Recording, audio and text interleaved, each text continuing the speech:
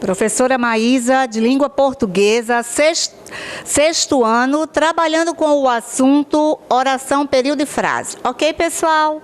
Eu espero que vocês prestem bastante atenção nesse assunto. Esse assunto não é difícil, que vai dar certo para todo mundo. Quando nós voltarmos, nós teremos uma breve retomada, vai dar certo para todo mundo, ok? Não se apoquente, não se desespere. Eu estou olhando quem está fazendo as atividades, trate de fazê-las, viu? Que eu fico lá olhando quantos alunos temos e quem enviou. Pessoal, o trabalho é coletivo, não é só o professor não, é eu e vocês, tá bom? Então eu vou mandar as videoaulas, vou mandar as atividades e vocês vão assisti-las, dão o seu like, dizendo que a aula foi maravilhosa, porque eu sei que foi, tá? E fazer a atividade. E postar lá, tá bom, bebê? Façam isso para dar tudo certo. Beijo, vamos torcer para todo mundo voltar rapidinho. Beijos. Olá, galera do sexto ano, tudo bem? O nosso conteúdo para as nossas próximas semanas, agora, últimas semanas de abril, nós vamos conversar sobre frase, oração e período. Vamos conversar a respeito de cada item desse.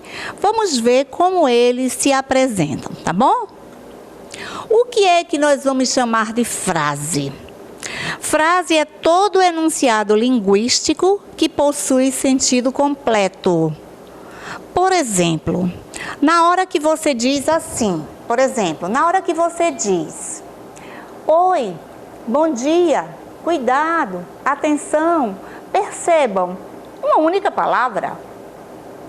Mas a gente percebe que quando você diz oi, a pessoa entendeu. Quando você diz tchau, a pessoa entendeu. Quando você diz calma, a pessoa entendeu. Então, é isso que a gente vai categorizar como frase. É todo enunciado linguístico que tem sentido completo. Beleza? Então, vamos lá. Dando continuidade, vamos falar a respeito dos tipos de frase. Temos alguns tipos de frase. Elas são chamadas de interrogativa, exclamativa, afirmativa e optativa. Cada uma delas tem suas especificidades. Observem bem. A frase interrogativa. O que é que nós vamos chamar de frase interrogativa? A frase interrogativa é aquela onde nós fazemos uma pergunta, quando a gente questiona o outro, quando a gente interroga o outro. Então, as frases interrogativas, elas servem para isso, para a gente fazer perguntas, questionamentos, ou melhor, xeretar a vida do outro. Um exemplo aí: você é um dos que se preocupam com a poluição. Vocês são uns dos que se preocupam com o Covid-19. Estejamos antenados, beleza? Quarentena, assistindo vídeo aula, fazendo as atividades e no final Deus nos contemplando com o quê? O nosso retorno triunfal para a nossa amada e querida escola, beleza? Então vamos lá, dando continuidade. O que é que nós vamos chamar de frase exclamativa? A frase exclamativa é aquela que dá ideia de medo, de suspense, tá? E ela sempre vai terminar com um ponto de exclamação. Você diz: você é um dos que se preocupa com a poluição. Eu usei o mesmo exemplo, tá certo? Você é um dos que se preocupa com a poluição, né? Dando ideia de questionamento, afrontamento. Vocês são uns dos que se preocupam com o Covid-19. E a exclamação grandona lá, beleza? Nós estamos deverasmente preocupados. O que é que nós vamos chamar de frase imperativa? É a frase que dá uma ordem ou faz um pedido. Por exemplo, preocupe-se com a poluição, preocupe-se com o Covid-19, preocupe-se em realizar as atividades, beleza? Preocupe-se em assistir as videoaulas e não esqueça de deixar o seu like. Aí nós vamos falar a respeito das frases declarativas. Nós temos dois tipos de frases declarativas: a declarativa afirmativa e a declarativa negativa. cada uma delas tem suas particularidades. Maísa, é difícil? Não, hiper fácil de ser identificada. A declarativa afirmativa. Você é um dos que se preocupam com a poluição. E a negativa, você apenas vai utilizar o advérbio de negação. Você não é um dos que se preocupam com a poluição. Beleza? Então, a frase declarativa, ela tem a sua subdivisão. Ela é afirmativa e ela é negativa. Ela afirma algo e na outra ela nega. Tudo bem? Dúvidas? Aí as frases, elas têm dois tipos de classificação. Ela tem dois tipos de classificação. Elas são classificadas de acordo com a construção. De acordo com a construção, elas são chamadas de nominal ou verbal. Ela é chamada de nominal quando ela não tem verbo. E ela é chamada de verbal quando ela é marcada pela presença obrigatória do verbo ou de uma locução verbal. Por exemplo, você tem aí, ó, eu coloquei esses exemplos, mas eu posso citar outros. Fogo, silêncio, cuidado, belo serviço seu. Essa última, ela é longa, mas não tem verbo aí, beleza?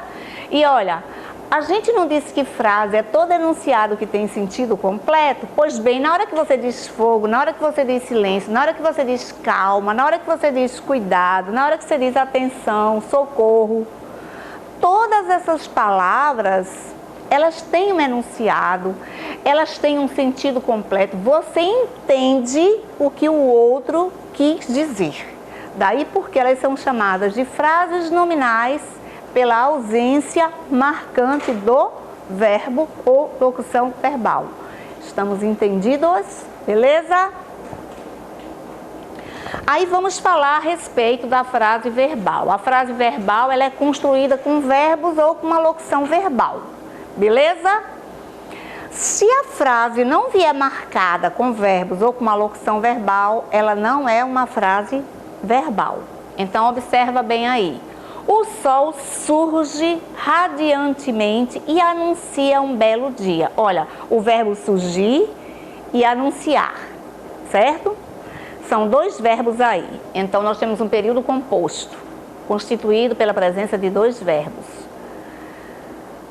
Comemoraram o dia do amigo, o verbo comemorar, né? O balão subiu, subiu e subiu. Três verbos aí, marcando a presença de um período composto constituído por três orações, através da presença marcante do verbo subir. Beleza? Tudo bem? Vamos lá. E o que é que nós vamos chamar de oração? Aí a gente viu que a frase é todo enunciado que tem sentido completo. Nós vimos que essa frase ela pode ser marcada com ou sem verbo, que elas são classificadas a partir disso. Ela é chamada de verbal quando ela é marcada pela presença do verbo e ela é nominal pela ausência do verbo. Aí agora a gente vai conversar a respeito das orações. O que é que nós vamos chamar de oração? É todo enunciado que é organizado ao redor de um verbo, que apresenta um sujeito e um predicado, ou ao menos um predicado. Pois pode haver uma oração sem sujeito. A oração pode ou não ter sentido completo. A oração pode ou não ter sentido completo. Ai, Maísa, que dúvida, que confusão, eu não entendi absolutamente nada. Por quê? Qual é o problema? Pessoal, esse catatal todinho que eu acabei de dizer, a gente pode resumir numa simples frase. Na hora que eu digo assim, ó, vamos lá, turma, vamos lá. Se eu disser apenas vamos lá, o verbo e o lá, o advérbio de lugar. Olha só, na hora que eu digo isso, não tem sujeito nessa frase, mas isso aí é uma oração pela presença marcante do verbo. Beleza? Ok? Tudo bem? Então vamos conversar a respeito da oração. Então, a gente falou o que é que veio a ser oração, né? Que a gente não deve se desesperar, porque na nossa próxima aula a gente vai continuar melhor, né? Vou me deter mais na próxima aula em oração e períodos. Nessa agora eu estou preocupada só na questão da frase, tá certo? Então eu falei agora há pouco que oração é todo enunciado que vai girar em torno de um verbo, que essa oração ela pode ser constituída de uma ou mais orações, que aí o que a gente vai chamar de a oração que ela é constituída por períodos, que ela pode ter um período simples ou um período composto, tá certo? Então é isso aqui, período é a frase organizada em uma ou mais orações. Beleza? Então, a oração ela é constituída de períodos, que pode ser simples ou composto. O que é que nós vamos chamar de período simples? É formado por uma única oração que recebe o nome de oração absoluta. No período simples, temos apenas um verbo ou uma locução verbal. Por exemplo, a inflação continua alta. Olha aí o verbo continuar. Só tem um verbo aí. Aí no segundo exemplo, a praia foi invadida pelos meninos. Foi invadida é a locução verbal. Tudo bem? Então a oração, ela é constituída de períodos que podem ser simples ou composto. Quando é que o período é simples? Quando ele é marcado por uma única oração. E essa oração vai ser marcada por um verbo ou uma locução verbal. Belezinha? Lembrando que o período simples, ele recebe o nome de oração absoluta, beleza? E o período composto, ele é constituído por 2, 3, 4, 5, 10 orações. Quantas orações você queira organizar no período, na oração, na frase ou no parágrafo, beleza? Na próxima aula, daremos continuidade às especificidades da oração e às especificidades dos períodos, tá bom? Quero agradecer a presença dos nossos queridos alunos do 6º ano e aos jovens papais e mamães. Fiquem aí nessa equipe maravilhosa, a família unida, reunida, assistindo as nossas videoaulas, tá certo, papai e mamãe? Dá uma forcinha a seu filhinho aí, você assiste, né? De repente o filho não entendeu, mas a mamãe compreendeu melhor, porque é adulto, né? Aí de repente tu tira uma dúvidazinha do bebezinho aí, do lindão ou da lindona, tá bom? Assistam, deixem o like, que é muito importante. Façam uma atividade, publique lá, porque eu tô olhando quem tá fazendo e quem não tá fazendo, tá bom? E quando a gente voltar, nem se preocupe, faremos um grande intensivão retomando o que a gente já conversou. Não vai ser, eu gosto da aula corpo a corpo, né? Da gente tocar o outro, sentir o outro, eu acho que isso é importante. Então, nem se preocupe quanto a isso, a gente volta com mais força, mais poderosos, tá bom? Na presença desse amado Deus maravilhoso. Assista uma aula, faça uma atividade, deixem o seu like e até a próxima aula, voltando com oração e períodos, tá bom? Um grande beijo.